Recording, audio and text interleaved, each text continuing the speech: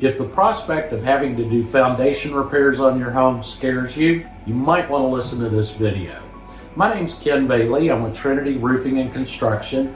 And here in North Texas, given the types of soil that we have, the crazy weather, yesterday here it was in the 90s, today the wind chill's in the 30s, so rapidly changing temperatures, heavy rains, we get it all. All those factors combine to create a scenario where foundation damage is a real concern in North Texas. One of the most effective things that we can do to try to minimize the likelihood of foundation damage is to do everything we can to safely move water away from the foundation of our homes. And a properly designed and installed gutter system is really your first line of defense for that.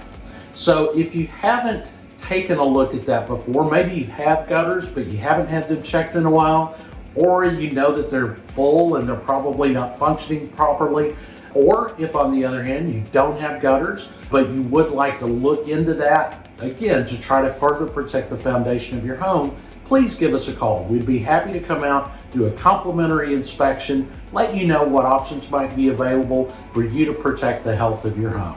Thank you.